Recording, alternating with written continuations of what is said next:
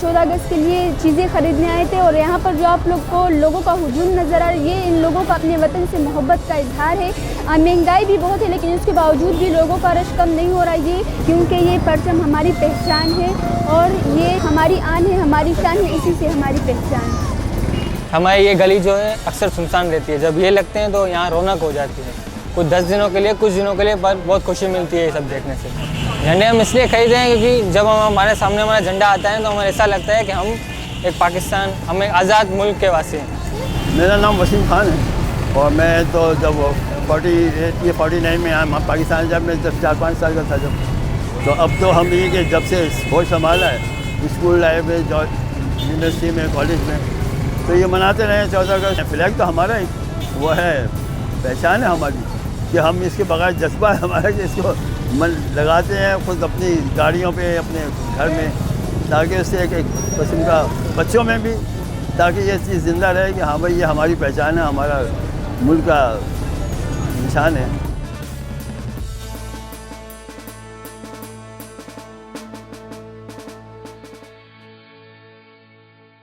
बिस्मिल्लाहिर्रहमानिर्रहीम। मेरा नाम शेख निसार अहमद है और मुझको लोग परचम वाला कहते हैं। परचम वाला इस एक बड़ा काम परचम के हवाले से किया हमने, पाकिस्तानी कौमी परचम के हवाले से। जब ये आगाज़ की भी एक बड़ी लंबी कहानी है। उस ज़माने में, जिस ज़माने में हमारा काम था, एक्चुअली काम था कपड़े की प्रिंटिंग का, लेडीज़ कपड़ों की प्रिंटिंग का। तो उसके बाद हम ये जब 14 अगस्त आती थी ना, तो हम देखते थे कौमी परचम, लोगों को सही मानों में कौमी परचम का कलर नहीं मालूम था। और फिर कोई चाँद इस तरह बना रहा है, कोई चाँद उस तरह बना रहा है। कौमी परचम का एक रुख मुअय्यन है, उसके चाँद तारे की प्रोपोर्शन मुअय्यन है, उसके चाँद तारे का रुख है।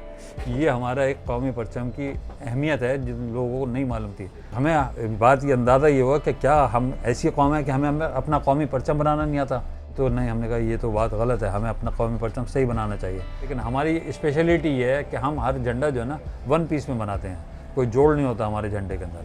उस ज़माने में लोगों को यकीन नहीं आता था कि इसके अंदर अरे इसमें चाँद तारा तो लगा हुआ ही नहीं है, चाँद तारा कहाँ है इसका। फिर उसको हाथ लगा के देखते थे ये एक पीस में कैसे बन गया। वरना तो उमूमन का सफ़ेद कपड़ा अलग होता था, ग्रीन अलग होता था, उसमें सिलाई होती थी। और जो एक नई चीज़ आई तो बड़ा मुश्किल से लोगों के समझ में आई। मेरा नाम आसिम निसार है। हमारी कंपनी है वीआईपी फ्लैग्स। वीआईपी फ्लैग्स का बुनियाद रखी हमारे वालिद साहब ने, शेख निसार अहमद परचम वाला ने 1985 के अंदर। जिस दिन मैंने अपने कॉलेज में सेकेंड ईयर का पेपर दिया तो अब्बू का फ़ोन आया कि बेटा अब तुमने पेपर दे दिया, आ जाओ फैक्ट्री आ जाओ। तो उस दिन का है, वो दिन है और आज का दिन है, मेरा ख्याल है 30 साल हो गए हैं और मैं यहाँ हूँ। फ़्लैग के हवाले से फिर हमारे वालिद साहब का एक जज्बा था कि पाकिस्तानी फ़्लैग जो है वो दूसरे मुल्कों से मुकाबला कर सके क्वालिटी वाइज। बेसिकली पाकिस्तान का झंडा जो है वो ऐसा सच नहीं है कि आपने सिर्फ वो एक कपड़े के बाद चांद तारा ड्रॉ कर लिया। हमारी मिनिस्ट्री ऑफ इंटीरियर ने पूरी एक बुक इशू की हुई है कि जिसमें पाकिस्तानी फ़्लैग को बनाने का क्या तरीका है। ये बुक 1950s की जो है वो ये बुक प्रिंट हुई है। उसके अंदर पूरा तरीका है पाकिस्तानी फ़्लैग किस तरह से ड्रॉ किया जाए। फ़्लैग आप देख रहे हैं, हमारा जो फ़्लैग है इसमें 2 कलर हैं, ग्रीन और वाइट। ग्रीन कलर जो है वो हमारी मुस्लिम पॉपुलेशन को ज़ाहिर करता है और जो वाइट कलर है वो हमारी माइनॉरिटीज़ को ज़ाहिर करता है। तो बेसिकली पाकिस्तानी फ़्लैग में हमारे कायद-ए-आज़म मोहम्मद अली जिन्ना ने जो पाकिस्तानी फ़्लैग अप्रूव किया था उस ज़माने के अंदर, उसमें यही चीज़ें दिखाई गई थी कि हमने माइनॉरिटी और मेजॉरिटी को साथ लेके चलना है। मतलब खाली मुस्लिम्स जो हैं पाकिस्तान को रिप्रेजेंट नहीं करते, हमारी माइनॉरिटीज़ भी हमारे कंट्री को रिप्रेजेंट करती। अच्छा, अब इसके अगर हम रेशो को देखें तो पाकिस्तानी फ़्लैग का रेशो है 2:3 का। अगर आपकी 3 फुट की इसकी लेंथ है तो आपकी विड्थ ऑटोमेटिकली 2 फीट की होगी। इसी तरह इसको बढ़ाते जाएं अगर आप। अच्छा, अब इसके बाद आप देखें इसका कलर, यही कलर होना चाहिए हमारे झंडों का। अगर आप किसी और कलर का फ्लैग बनाएंगे तो बेसिकली पाकिस्तान का झंडा नहीं कहलाएगा। पाकिस्तानी झंडे का स्टैंडर्ड कलर है मूंगिया ग्रीन का। अब जो इसका चांद और सितारा है, ये चांद जो है ये बेसिकली राइजिंग मून है। ये हमारा डूबता हुआ चांद नहीं है, ये हमारा उभरता हुआ चांद है, तुलू होता हुआ हमारा चांद है ये। और सितारा जो है इसकी ये 5 पॉइंटेड सितारा है जो मुस्लिम स्टार है। ये हमारा इस्लामी सितारा कहलाता है जिसके 5 कोने होते हैं। अच्छा, इसमें ख़ास बात ये कि सितारे की जो नोक है वो हमेशा जो है वो ऊपर वाले कोने की तरफ होनी चाहिए। ये पाकिस्तानी फ्लैग का स्टैंडर्ड है। आपका जो चांद है इसकी जो आउटर हमारा सर्कल है ये 13/20 इसके रेशो से ये आपका सर्कल ड्रॉ होगा तो फिर आपका ये चांद बनेगा। इसी तरह आपका जो स्टार है स्टार का बेसिकली अगर आप पूरा रेडियस देखें तो आपको 1/10 of the height of the flag. देखें जी, पाकिस्तान का झंडा बनाने के लिए आपको मैथमेटिक्स आनी चाहिए, आपको जो है ज्योमेट्री आनी चाहिए, तभी आप पाकिस्तान का फ्लैग सही तरीके से बना सकते हैं। मतलब ये एक थोड़ा सा कॉम्प्लिकेटेड है, इसके लिए आपको थोड़ा सा पढ़ा लिखा होना पड़ेगा। अगर आप पढ़े लिखे नहीं हैं तो आप पाकिस्तान का झंडा ऐसा नहीं बना सकते, बिगड़ जाएगा वो।